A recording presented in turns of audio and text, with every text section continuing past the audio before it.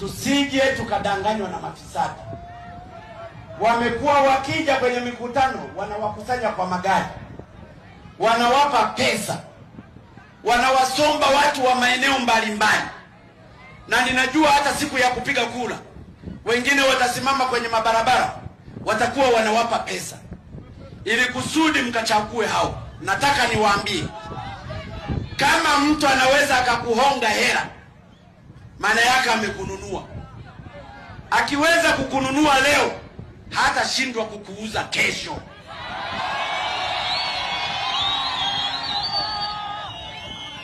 Na kukuuza kwake ni maana yake rasilimali zetu hizi za nchi tulizopewa na Mungu zitaishia kwenye mikono yao.